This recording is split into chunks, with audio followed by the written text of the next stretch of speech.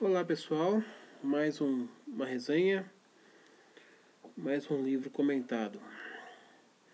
Vou falar hoje de um livro, eu não sei se ele tem 50 anos já completou 50 anos, não sei se dá para chamar de clássico, mas é um dos livros mais importantes depois do pós-guerra, então, depois da segunda metade do século XX. Um dos livros mais importantes, não só pela parte literária dele, mas pela parte filosófica dele, que ele é um livro que fala sobre o bem e o mal, fala sobre a natureza humana. Então é um livro que ele desperta muitas análises, não apenas literárias, mas também psicológicas e até filosóficas. Então eu vou falar hoje deste livro aqui. O autor é William Golding. O nome do livro é O Senhor das Moscas, Lord of the Flies, editora Nova Fronteira. Essa minha edição é de sebo. Ela tem 220 páginas. É uma edição de sebo, tem na estante virtual, tem no Livronauta, tem em qualquer sebo, você vai pagar 15, 20 reais. E tem novo também, nas livrarias também tem edições novas. William Golding. William Golding viveu de 1911 a 1993, viveu quase 82 anos. Ele foi professor, se formou em letras, né, em letras inglesas. Lecionou, a vida dele foi a seguinte: ele lecionou até a Segunda Guerra Mundial. Na Segunda Guerra Mundial ele serviu na Marinha. Terminada a guerra, ele voltou a lecionar e foi assim até o final da vida. Então ele foi professor, além de professor, ele teve algumas produções teatrais, algumas coisas relacionadas com literatura também. O mais interessante é que este livro aqui, O Senhor das Moscas, foi publicado em 1954 e é o primeiro romance dele. Antes disso ele tinha publicado na década de 30 um livro de poemas, mas assim, uma coisa de pouco valor. Então assim, você pode considerar como o romance de estreia já é a sua obra-prima, porque durante toda a sua carreira ele nunca conseguiu superar esse romance. Esse romance foi a sua obra-prima, apesar de não ter sido um sucesso na época, mas com o tempo ele foi redescoberto e hoje em dia é considerado um dos grandes romances da segunda metade do século XX. Provavelmente está sempre na lista dos mais importantes.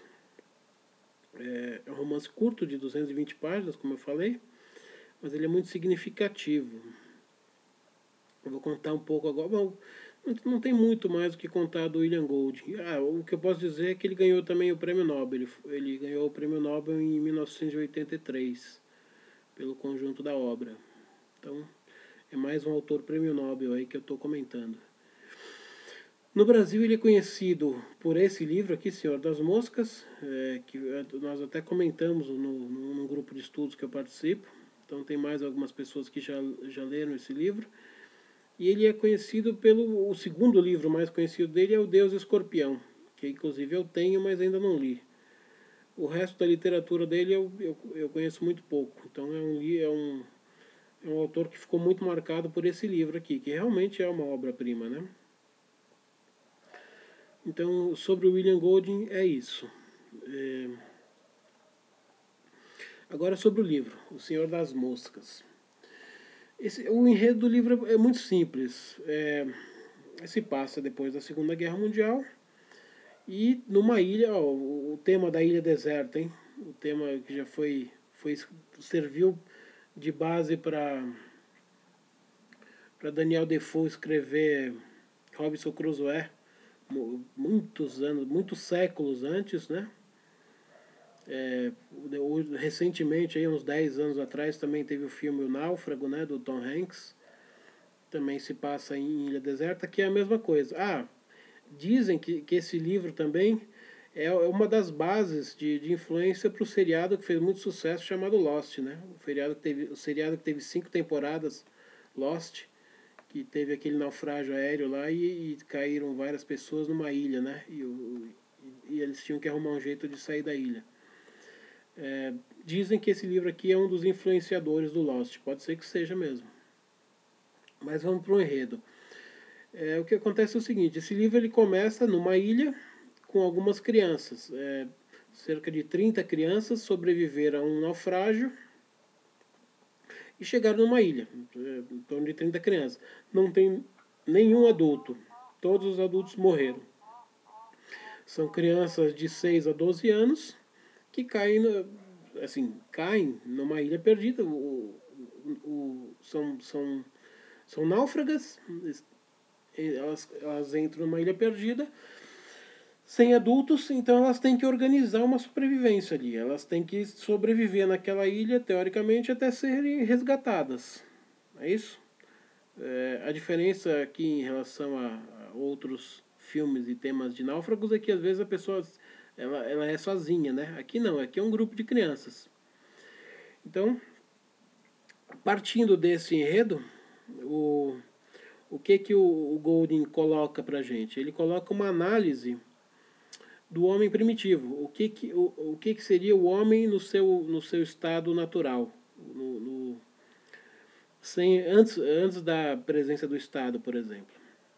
Aqui na ilha, o que acontece? Logo no começo, logo no início do romance, já dá uma encrenca ali, porque são 30 crianças, eles têm que dar um jeito de sobreviver. Então, como é que as pessoas sobrevivem numa ilha deserta? Elas têm que explorar a ilha, elas têm que fazer serviços coletivos, cada um faz alguma coisa, se organizar. Elas têm que se organizar para poder conseguir sobreviver. Se for cada um por si, ninguém consegue sobreviver. Então, precisa de uma organização. Então, há uma eleição de um líder. Então, como se fosse uma votação, uma eleição se você estivesse elegendo um presidente aqui no Brasil, por exemplo, lá é eleito um líder, que é o Jack. Aliás, é o Ralph. O Ralph é eleito, o líder é o mais carismático, é o mais competente para assumir uma liderança. E ao lado dele ele tem o Porquinho, que o nome do moleque é a alcunha do moleque é Porquinho, que simbolizaria, em teoria, o bom senso, a ciência, enfim, que está do lado do Ralph.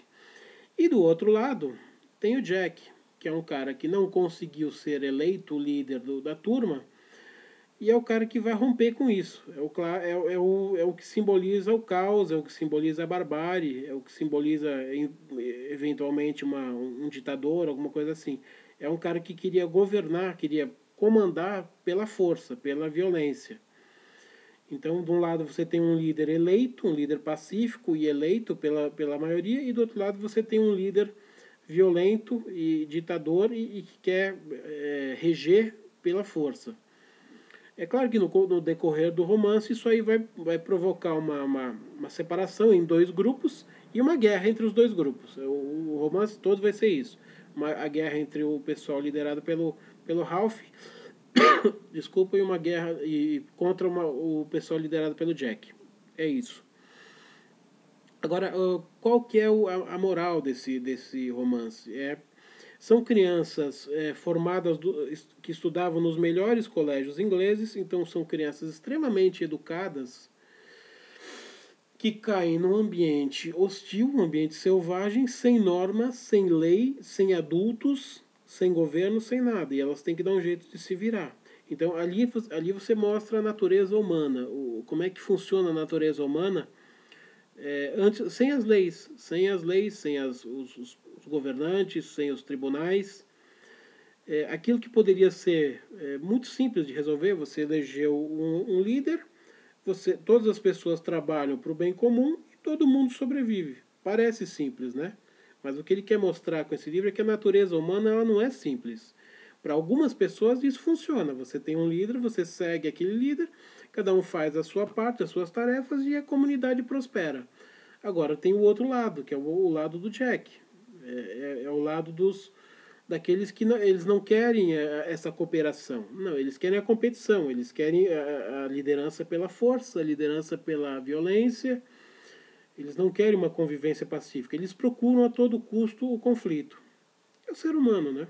É o ser humano no seu estado de... Os filósofos diriam que é o ser humano no seu estado de natureza. O, na filosofia, quando você diz o ser humano no estado de natureza, você quer dizer o ser humano antes da criação do Estado. Antes da criação do Estado. Antes da criação das normas de convívio social que todos devem seguir para o bem comum, você tinha o estado de natureza. Tudo é permitido, tudo é válido. Então, não há qualquer tipo de restrição. Não há qualquer moral, não há qualquer lei. O que ele faz nesse romance é uma metáfora disso. Ele coloca crianças que saíram de um ambiente extremamente bem educado, caíram num ambiente selvagem e se tornaram de novo o homem no estado de natureza. Então, cada um com suas paixões, alguns procurando a coletividade para viver, alguns procurando a violência, alguns procurando a paz, alguns procurando a guerra, e em crianças de 6 a 12 anos, que em teoria seriam crianças puras, que não teriam já a maldade do mundo, não seriam adultas e tudo mais. Então ele mostra que de repente o mal está no coração das pessoas. Tem uma frase, aquela frase velha do, de uma mitologia indígena, que diz que você tem dentro de si o lobo bom e o lobo ruim, né? Depende qual deles você vai alimentar. Aquele que você alimentar vai ser o que vai crescer, o outro vai morrer. Então, a natureza humana, o bem e o mal, na verdade é uma escolha, né? Você tem dentro de si as duas possibilidades. Depende qual delas você vai alimentar, depende qual delas você vai dar vazão. Então, seguindo na linha filosófica, esse romance ele bate em cheio em Hobbes. O Hobbes, que é um filósofo político aí do século XVII, é o que escreveu o Leviatã, que é um livro muito famoso também. O que ele diz é o que acontece no livro. Ele diz que o homem, sem o Estado, que dá a diretriz e determina o limite de cada pessoa, o homem sem o Estado, ele tá em estado de natureza. Ele é um completo selvagem, ele é um completo bárbaro. Então ele vai agir de acordo só com a sua natureza. Então ele vai matar, ele vai roubar, ele vai fazer estuprar, vai fazer tudo. Sem nenhuma reserva moral e sem nenhum freio, né? Ele não tem freios. O Hobbes, ele dizia na sua filosofia, diz na sua filosofia ainda, que os seus livros ainda são atuais, que é a formação do Estado através do contrato social, que é o contrato entre todas as pessoas que se convencionam a seguir um determinado código de normas e de ética em que limita a ação de cada pessoa. Então como nós vivemos hoje, você não pode fazer aquilo que você quer. Você não pode matar o seu vizinho, você não pode roubar a pessoa que está na rua. Se você fizer isso, você está quebrando um código que você vai ter uma punição. Então, é a mudança do estado de natureza para o estado de organização social, através do Estado. Nesse livro aqui ele mostra isso, ele mostra a visão que o Golding coloca nisso é que o mal é inerente do ser humano, e ele comprova a tese de Hobbes, de que realmente se você não tem o Estado, se você não tem as autoridades aqui significam os adultos que que morreram e não entraram na ilha. Então as crianças entraram sem os adultos. Então elas estavam lá sem autoridade e sem o governo. Então elas estavam no estado de natureza e agiram de acordo com a sua cada um agiu de acordo com a sua natureza. E foi o que aconteceu. Eu não vou contar o final do livro, obviamente. Em suma é isso. Eu acabei falando até mais do que deveria. Então, se você gostou, dedinho para cima. Se você não gostou, dedinho para baixo. Se você quer receber atualizações do canal, você clica em inscrever-se no canal. Esse canal é um universo que eu uso para divulgação de palestras e aulas, palestras literárias e aulas. Se você tiver interesse, na parte da informação do vídeo, tem o meu e-mail de contato, você pode me escrever. Então é isso. Uma saudação e até a próxima.